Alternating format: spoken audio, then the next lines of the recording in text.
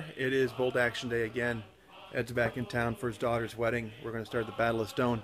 One caveat. I didn't finish. I let you guys down. Oh, look. Magic. I wonder if it's reversed. It says voodoo magic? Voodoo magic. So, Ed's stuff is beautiful. It is painted. It's gorgeous. I just did some shots. I'll put it in the video. We're going to go through the mission, the table setup, and what we brought. And it's not snowing today. Yet. Yeah. Finally. So life is good. Catch up with you guys after turn 1, or actually catch up to you guys when we show the armies and the missions, then turn 1. Take care. 1,000 point German list, Battle of Stonne, France, 1940. Okay, Ed, tell me what you got. Alright, I'm running 2 platoons. I have a first lieutenant and another soldier with him, both with SMGs. And their platoon is first squad of 6 guys with an LMG. Everybody else has rifles. Second squad has an LMG and 3 riflemen. Second platoon is a first lieutenant with a gentleman with a SMG. Then we have a 6-man squad with a light machine gun. The rest are rifles. 5-man squad with an SMG. Everybody else has rifles. We have a MG-34 medium machine gun. We have a couple of spotters with SMGs for the Luftwaffe.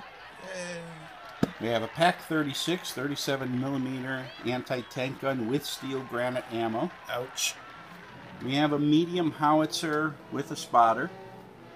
Then we have a Panzer II with the autocannon and a medium machine gun in the turret. We have a Czech Panzer 38T with a light anti-tank gun, medium machine gun in the turret, and a home-mounted medium machine gun. Then we have a Rad 6 armored car with an autocannon and a medium machine gun. All in all, it's 13 order dice. Nice. All right, now on to the Frenchies. Now for the Frenchies, not as cool as Ed's because I fumbled on my painting challenge, but still good enough. We're going to do 1 platoon. This is 1,000 points. The only addition is one of my tank ace heroes. We'll talk about him in a minute. First up, we got my second lieutenant with a pistol right here. We have a medic over here. And most of these gentlemen are regular. The only inexperienced I have are a few squads coming up. Over here is a full 10-man squad with a VB launcher light machine gun. They are the 12-man regular squad. Over here we have an inexperienced unpainted infantry squad. They do have the VB launcher. Over here is another inexperienced squad, no VB launcher or light machine gun attached to that. We do have a regular anti-tank rifle, one of the newer ones that Warlord put out. Very nice. Here is my medium machine gun, regular also. This is my medium mortar with a spotter. The free medium howitzer with a spotter also. The extra crewman making it a medium howitzer. We go to the Panhard armored car, regular with recce.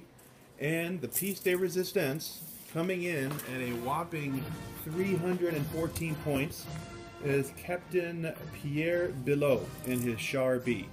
This gentleman is a veteran. He also has the following abilities. Push through, which means I can go from a down order to an advance order. Adrenaline rush, I can fire my main gun a second time at the same target it fired the first time. Strict discipline, so once a game I can lose all my pin markers, which is going to be huge for me. Also lucky, I can choose to have my opponent not roll on the damage table. All of those abilities, once again, are once per game.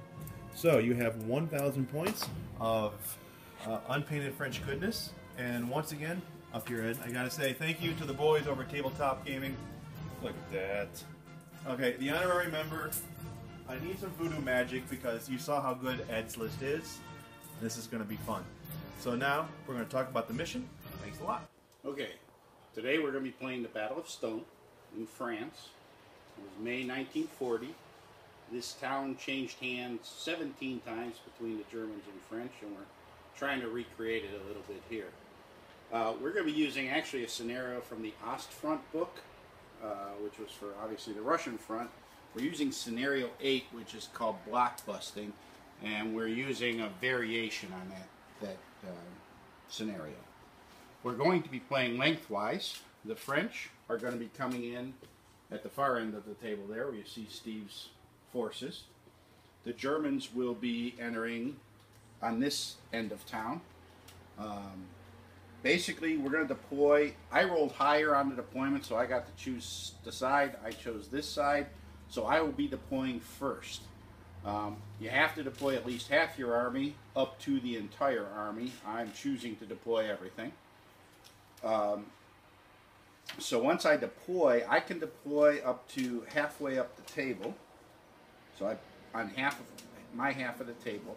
Then when Steve deploys the French, the only restriction, he has to be on his half of the table, but units can be as close as they want to each other. This will be using the city fighting rules from the Ostfront book.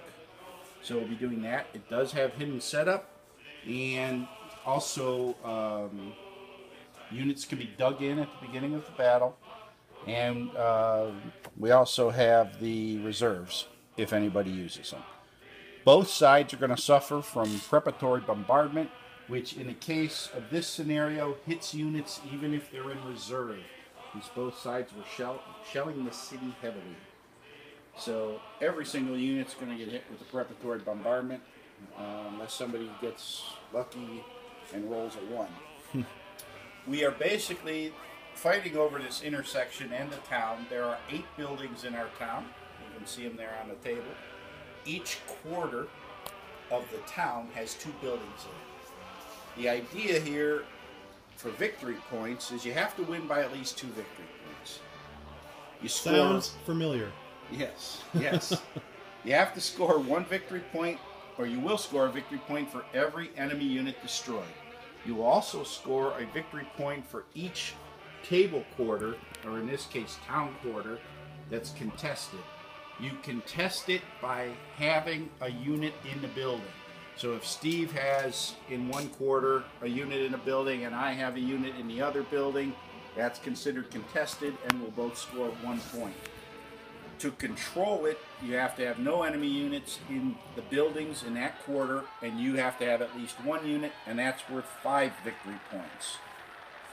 This game is a minimum of 10 turns unless somebody gets tabled. It can go to 11 turns. We'll roll at the end of turn 10 if needed and continue on. And the Spinal Tap jokes about going to 11 will flow freely. There you go. And that's the basic scenario. Great. All right, guys, here's what we're going to do.